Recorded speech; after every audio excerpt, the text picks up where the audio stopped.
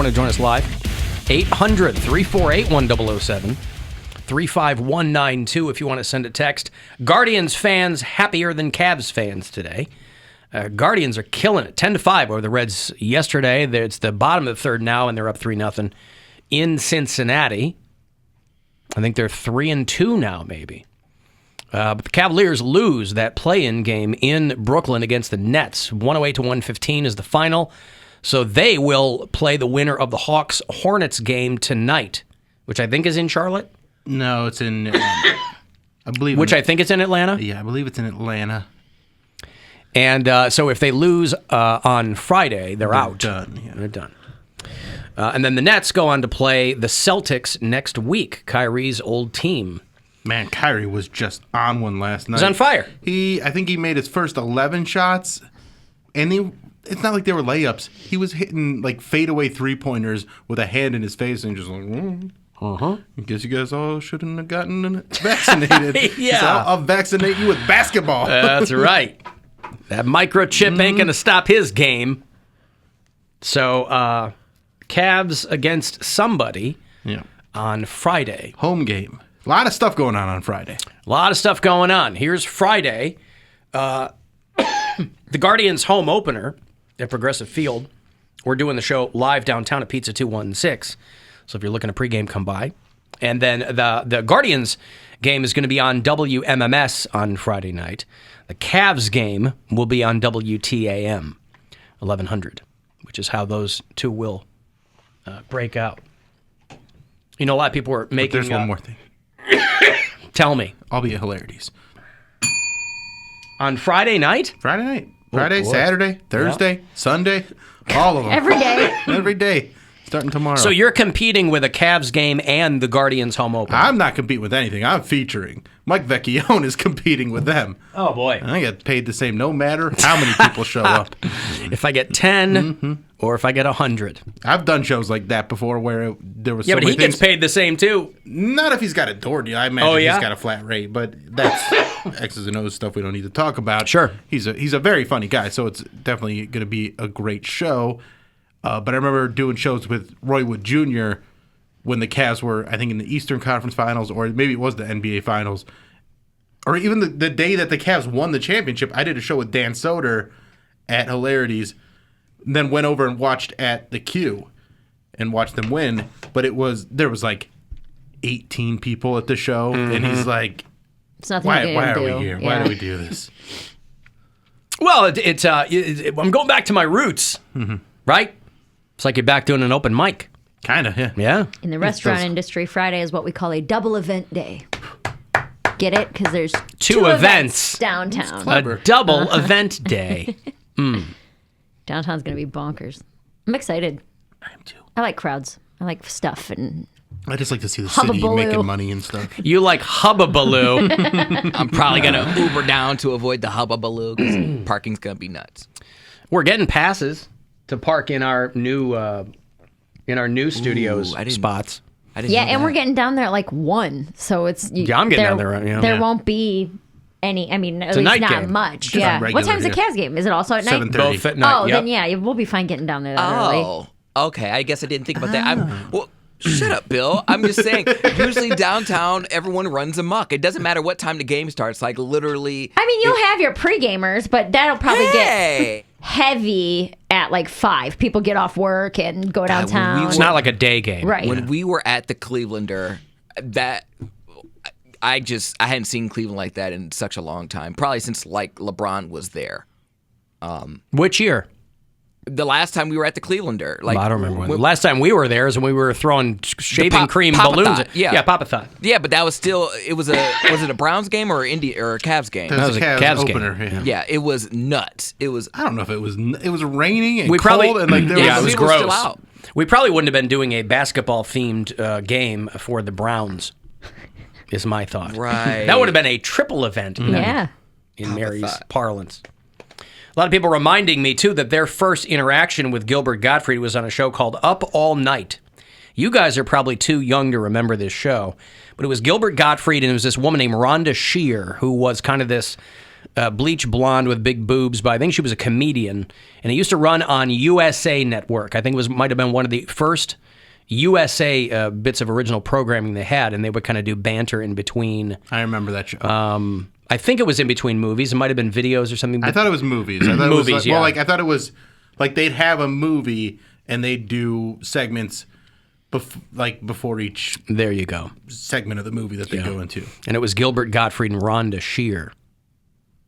And they she'd go, usually up all night is how she was trying to be bubbly and all that. They'd be movies that could be a little bit racy. Racy, for that's cable right. playing. Like Ski School or all those like 80s Silks. What's the one where the Nev Campbell made out with another girl? Wow. Wild Intentions. Things. No. No, that's That was a Ryan different one. Phillippe. That and, was Sarah Michelle Gellar. And Reese who's the girl that Witherspoon. she made out with in that one? Blair. Selma Blair. Selma Blair. They yeah. made out in a pool, I think. Well, that's still Wild Things. Wild Things God, with I'm all Matt over that Dillon. place. I just rewatched that just to make sure it was still good, and it is. It was It's still never really good. No, I mean, but those scenes are good. The boobs are good. Was it Matt Dillon or Kevin Bacon in the pool? Is Matt? Well, it was actually neither of them in the pool. I don't think it was I know just one of them got in the pool with them. maybe it was Matt Dillon. Yeah. But So hot. like the scene in the Skeezy Hotel where he's like pouring champagne over Denise Richards' boobs. Oh, a young Bill Squire was very, very into that. She never did And it for guess me, what? Denise Richards. A 40-year-old Bill Squire, still a fan. Some things don't change. That's all right. Denise Richards doesn't do it for you? No. She's so hot. I'm not saying she's not. She's not my type. Okay, so Al Pacino. Everybody's making a big deal about apparently he was at a dinner with Jason Momoa and some friends, and we went viral because they were like, Al Pacino has a Shrek phone case. Now, I wasn't sure if that was the case, if you'll pardon the pun, or if somebody, because I've since seen it like photoshopped. They're like, oh my God, his phone case is the N-word or something like that. But they said Al Pacino has a Shrek phone case. That's fine. That's funny enough. But I was more fixated on the fact that he is supposedly dating Mick Jagger's ex-girlfriend, a woman named Noor Al-Fala. Now, the one thing you can say about these gals, they certainly have a type. Yeah, old and Some of rich. these girls, yeah, they have a type. They want someone that's going to pay out and pay out soon. Because she's 28, but at least with Mick Jagger, you have a pretty good idea that he might leave it in, and you'll get paid that way. Yeah. Al Pacino has 2 kids with Beverly D'Angelo, and they never got married. I don't know how old those kids are now, but he was never a guy that wanted to get married and have kids. He's old. He's 81, and the girl is 28. And Al Pacino got dumped last year by his young girlfriend. This girl who he's supposedly going out with, dated Mick Jagger, was hanging out with Clint Eastwood a couple of years ago. That guy's 90. That guy's a decade older than Al Pacino. And the woman who had been dating Al Pacino before, like pre-pandemic, He's 91. They had a 39-year age gap, and she said, it's hard to be with a man so old, even Al Pacino. I tried to deny it, but he is an elderly man, so even all my love, it didn't last. Because, yes, Al Pacino is an elderly man. But if a young girl wants to hang out with you for a while, what's the matter with that? But some of these girls, they've got a type, boy. It's one thing if you Near want a guy. death. It's one thing if you maybe have a daddy complex or something. You know, there's somebody you could find somebody famous within a decade or two, you know, of your age. But like when you're 28 and your boyfriend's 81, you're like, you know, you're clearly something's going on. That's your great grandpa. That's not even grandpa. That's great grandpa. Yeah, right. But again, he's Do Al 80 Pacino. Do 81-year-olds still have sex? Because, like, if you don't have to bang him, you just got to go out to dinner and make out and stuff, that's not a bad relationship to be in. I have a feeling that any of these guys, Eastwood, Jagger, Pacino, they go, this girl wants to hang out with me. I got no problem with that, right? But I'm saying that's where I would differentiate. If I don't have to sleep with him, if I don't have to have an 81-year-old body on top of me, we can hang I out. don't think he's an on-top guy at this point. That's why if you You gotta anybody get who on top of him. Gwen was watching that Playboy documentary, like behind the Secrets of Playboy. Playboys. Yeah. I watched What's that on? Well, it's on- Discovery maybe or HBO. I think HBO. But you can access it on Hulu. That's how I watched it. Okay. And I just kind of caught it here and there. She watched the whole thing, but it's so funny because, you know, Hugh Hefner, now he's dead and everybody's dragging this guy, but if you were paying attention to the world and life, nobody thought that these women wanted to have sex with Hugh Hefner. But publicly they were like, oh, it's so great and he's so virile or whatever. And then all these women after he dies goes, it was disgusting. I wanted nothing to do with him. This guy was a pervert and blah, blah, blah. Well, of course. He started a nudie magazine. And what do you think, this guy was a nice dude? He's like, I can't believe they had orgies every night and we were expected to have sex like... Right. Of course he... But you're out there with that dumb captain's hat on pretending like these girls want to hang out with you and stuff. God. And, They had a curfew. Like, he had those hoes in line. Like, he called Holly hard and cheap because she cut her hair short. She looks good, man. I know she had a lot of work done, but she had good work done. Holly Madison looks dynamite. Her jugs are enormous. I think she had them reduced. Okay. Yeah. Because I watched her show. I think I saw her on that nipple show. Not the nip. Oh, botched. No, the one out Body Art. Yeah, my Or mom. Body Parts. My mom used to watch Holly's World or something on E. Yeah. And she was obsessed with the gay guy that she used to hang out with. And I was like, wow, Holly. Whoever did her face did a fantastic job. But she's also what, like 39? No, but I'm just saying. I mean, some of these girls, they get work done a little bit too early.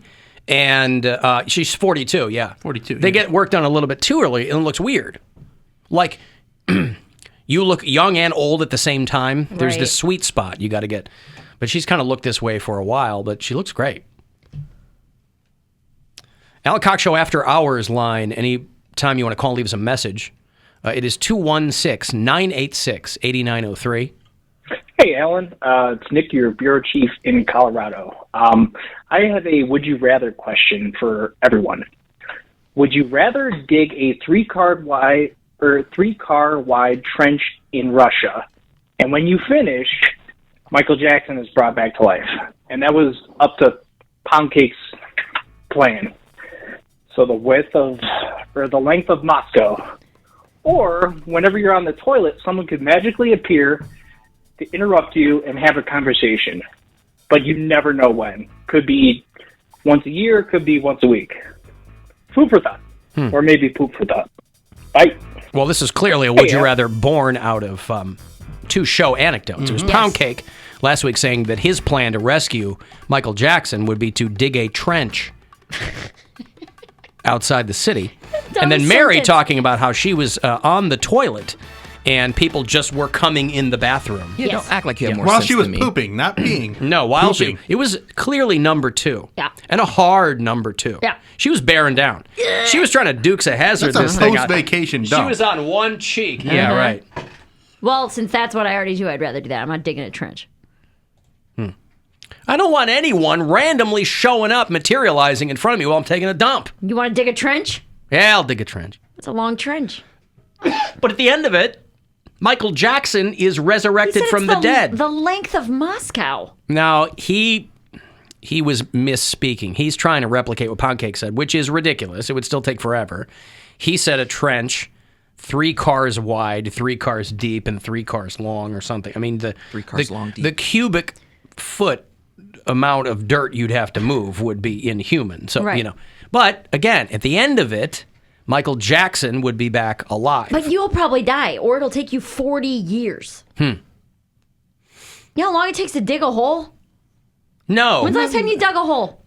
It's going to take you 40 years. To dig a 3-car deep, 3-car Have you wide. even seen the guys on YouTube that build these amazing underground temples with Out of just a sand. stick? And by the way, Yeah. nobody specified, I don't even think Poundcake specified, that this trench was hand going to be dug. dug by hand. Well, that's what I assumed. I think it was, me too. I think it was implied it was by hand because he's trying to be stealthy.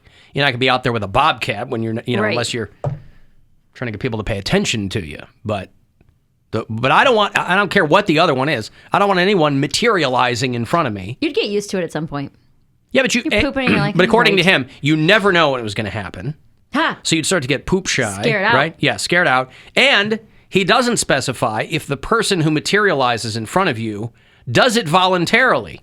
The other end of that equation is what if this person is pulled from whatever they do and transported in front of a pooping person. They're And standing. they my don't- taxes, and now I'm here. God damn it, the taxes. Oh, I keep forgetting to do my taxes. I have to do that To tomorrow. do Monday. I know. I love these people who wait till the last minute. Bro, if you had my taxes, you'd wait till the last minute too. I have to file Get taxes. a guy to do I have to them. file them in 14 different states. Get a person to do them. Either do it by myself and save $400, or I pay someone $400. But all the and more do it. reason to not do it last minute. Well, I keep forgetting about it, and I had to wait until like the middle of February before I get all of even them. got all of my W-2s Right, back. so do it mid-February. I couldn't. I was on the road, and then I was moving, and then I went You on gotta vacation. get a guy. I'm not paying $400 to have someone It's do not something. $400. Yes, it is. I have a tax guy that I use. It costs me $230. You don't have to file in 14 different states. No, but I have a lot of different things I have to contend with. It's not the between same. me and Gwen. No, because I have to do 2 different taxes. I have Well, to do my okay. W-2 taxes, and then I have to do You 1099